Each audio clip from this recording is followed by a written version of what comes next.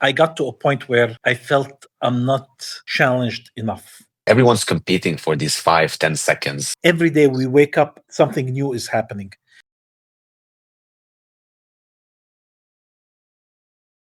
Anas, thank you so much for being here. Pleasure. Thank you, Antoine. Anas, you've had a great career in some of the most iconic tech companies, 20 years in Microsoft, a couple of years in Yahoo. And then you decided to jump into the entrepreneurial world. Why did you make this jump? You could have continued your career in a very successful, high-paying job. What happened? Yeah, I mean, you're making me think twice now, about my departure from Microsoft. 20 years, I had no idea how they passed. I was young, full of energy. I loved every minute of my 20 years at Microsoft. Learned a lot. It's a school. And, fresh out of college. So I had no idea what I was getting myself into. If I was, and I was so lucky to be really working on cutting edge technologies with Microsoft, from the DOS days to Microsoft Work, which probably nobody remembers now, to Windows 3.0, Windows 95, all the way to where it is now with Azure. However, I knew I got to a point where I felt I'm not challenged enough. And we all go through lots of things in our lives on a personal level and on a professional level. I had an opportunity to to move to the region. I got a call from a company called Yahoo saying that they acquired the largest portal in the Middle East called Maktub, which I have not heard of.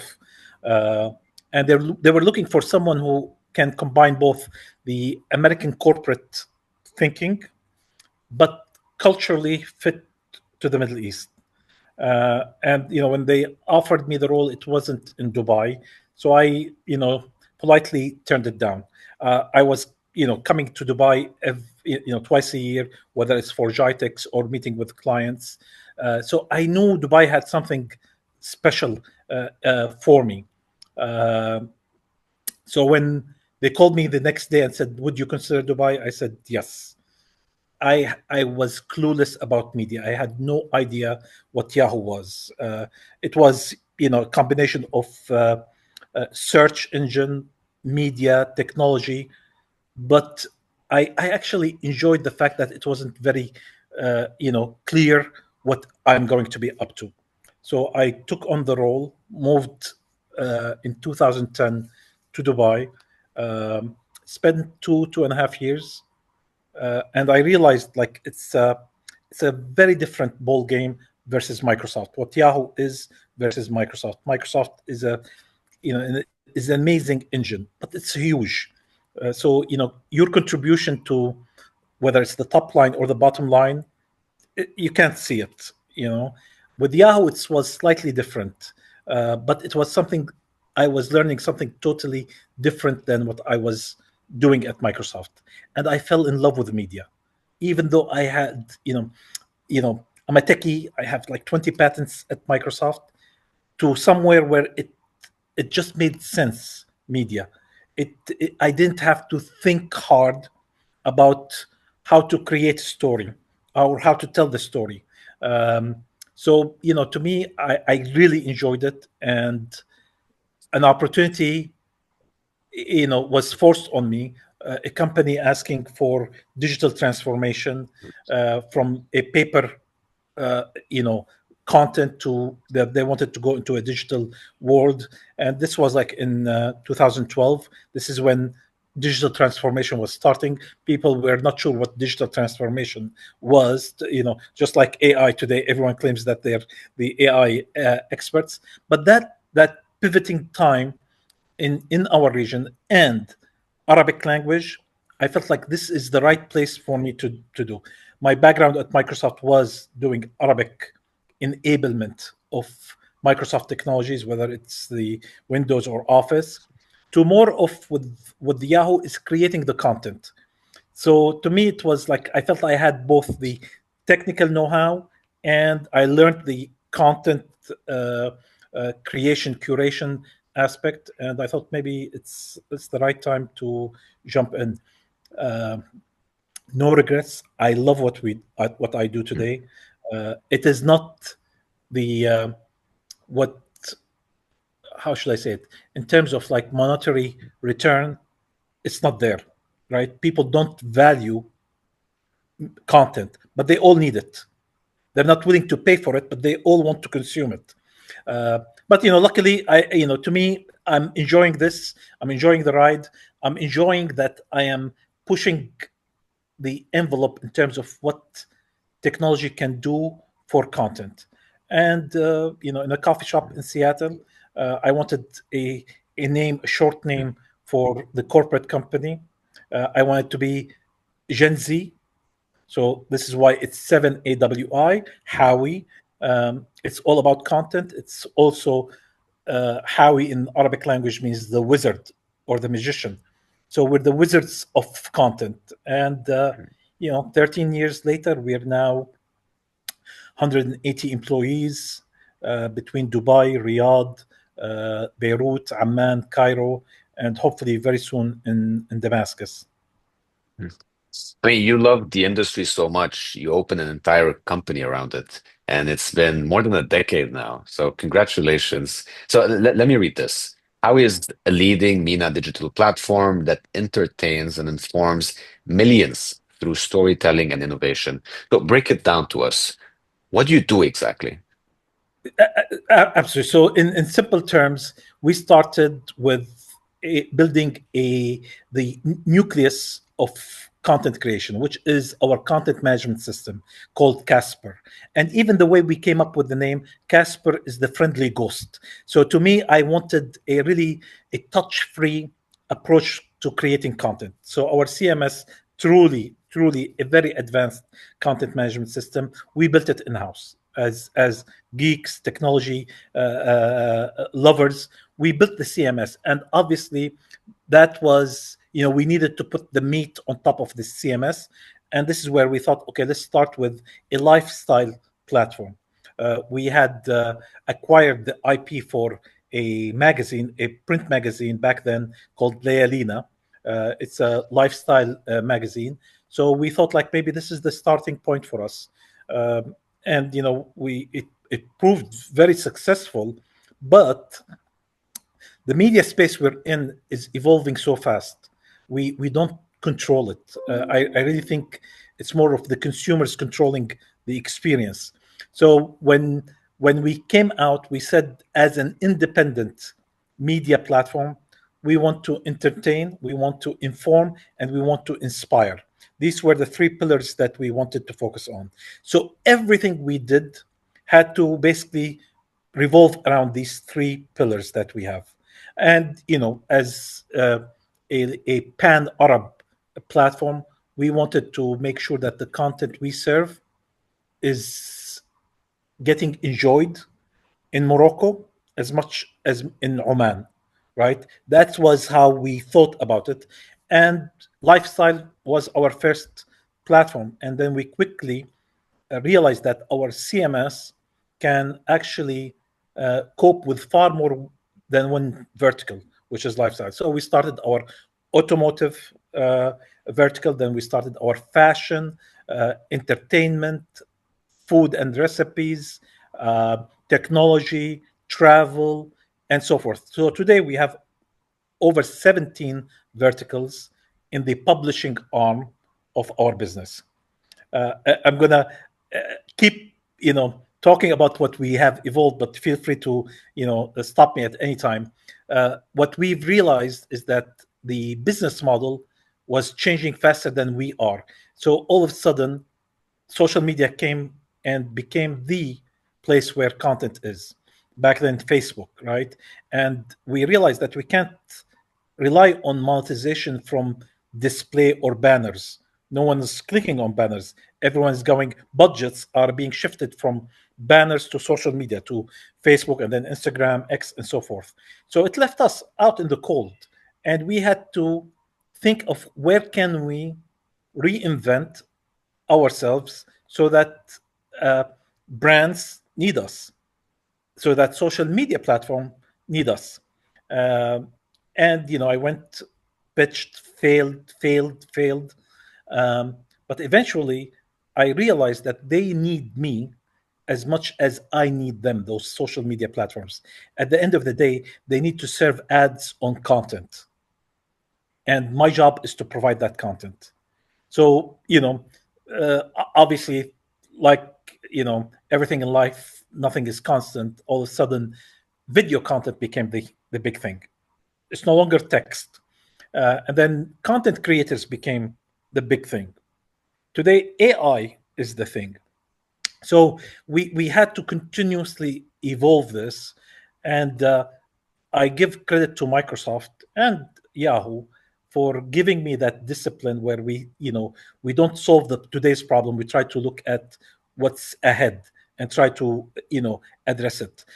So I feel a, a bit privileged for having spent so many years in corporate America that helped me really be far more disciplined in how we execute our operations. And that's, I have to ask you this. You're operating in a region where the population is really young. I think I saw a statistic that in the MENA region, the average age is like 23 or 24. Not sure about the accuracy, but that sounds about right. Um, so for people who are younger, they have a very low attention span. And so everyone's competing for these 5, 10 seconds, these hooks. How does this guide your strategy and your business? Big time. I mean, listen, you need to be either extremely well funded to be able to play this for the long run. We're a self-independent media company. I don't have a penny from any investor. We built it, bootstrapped ourselves. As a matter of fact, I would call it I failed at raising funds for Howie Media. Again, people don't see media as a lucrative business, but they all need media. So it's not a transactional conversation where you're an e-commerce or any of that. So we had to really think, where is the business model in our work. And today, my business model, I'm a B2B company. I'm not a B2C company. If I was, if my business was about getting monetization from the Gen Z, I would have probably, folded the company and said thank you. However, at the end of the day, my pipeline is a B to B to C.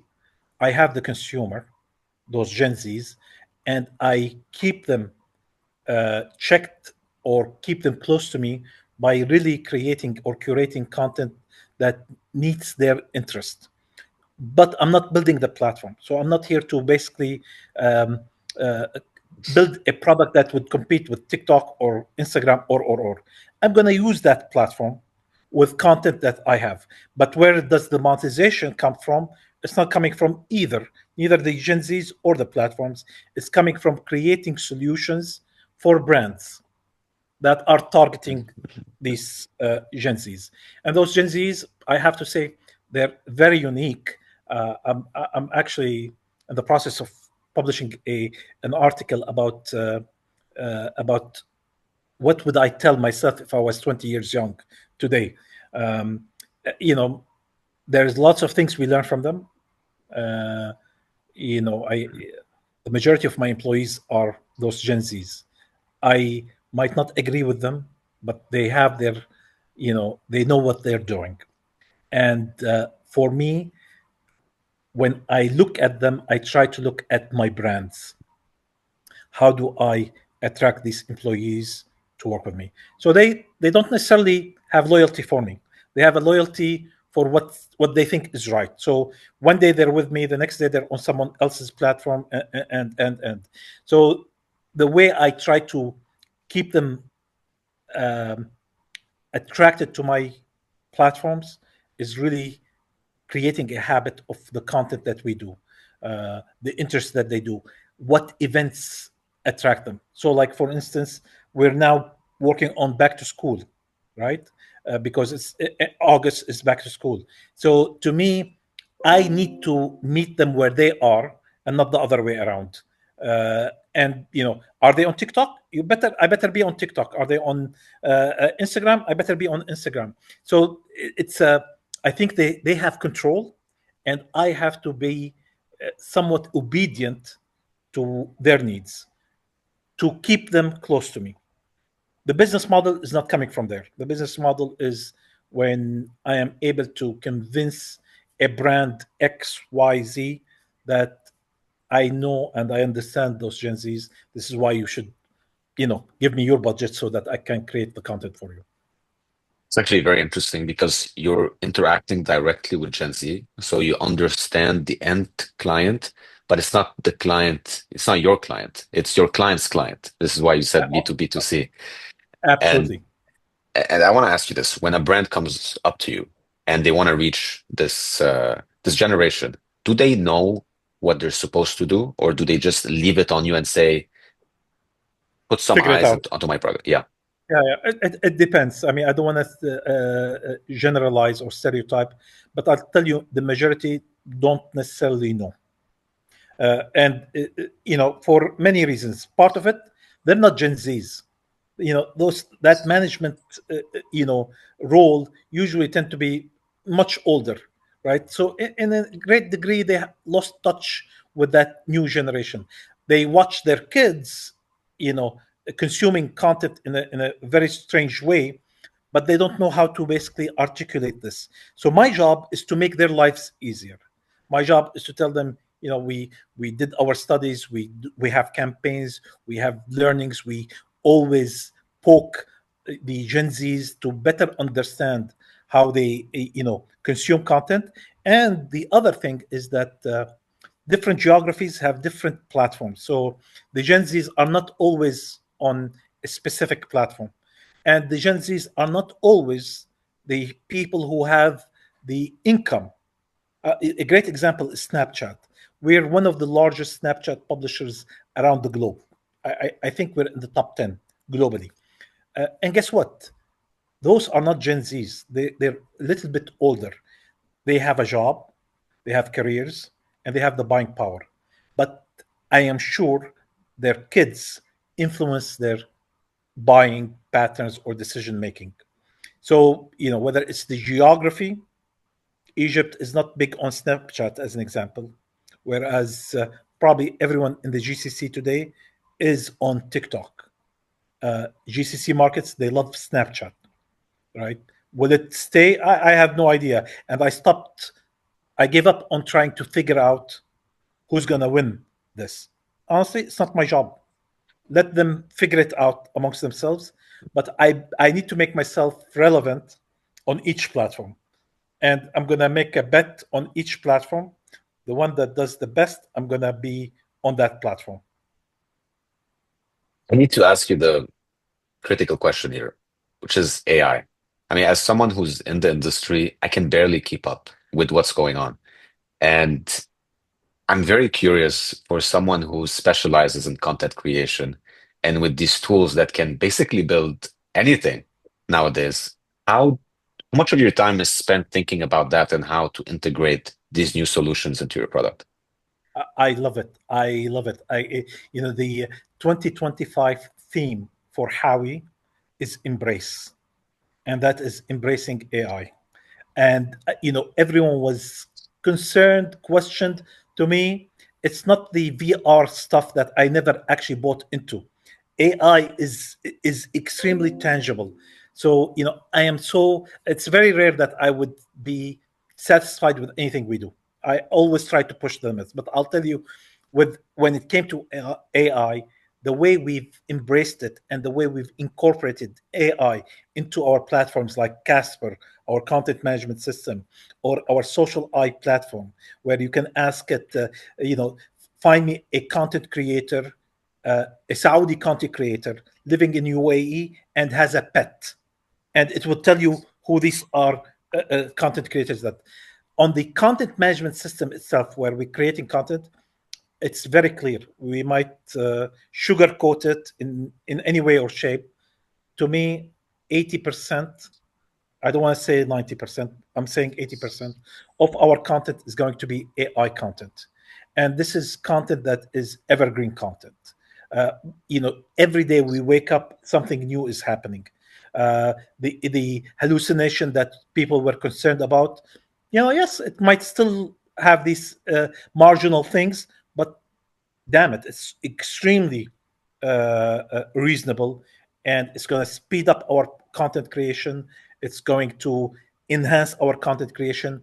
It's going to, you know, optimize the way we create the content. So today we have what's called Casper AI, basically embedded into our content management system, where you can actually give it 3 or 4 keywords.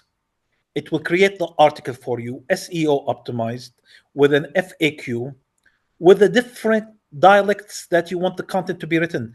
Is it in Lahja Shamiya, Khaliji, Saudi, Egyptian, Moroccan? So to me, when I look at it, and how we repurpose the content, we rewrite the same article so that it is in the tone of Layalina, or it is a tone for automotive, or it's a tone for food. The same article, we're able now to repurpose it to as many platforms as we want based on the tone of each vertical that we have. So, and I really think this is just the beginning. Uh, in a few weeks we will be able to translate content that we write on our English titles so that they're relevant for Sa'ih. UAE Moments article about 10 best things to do in Dubai in the summer. Yes, I write it on UAE Moments. With one click, I should be repurposing this content for موقع السائح, and so forth. So, I am extremely optimistic and excited about what AI is going to deliver for us. That's an awesome attitude, Anas. Thank you so much for taking the time. It was really fascinating talking to you. My pleasure.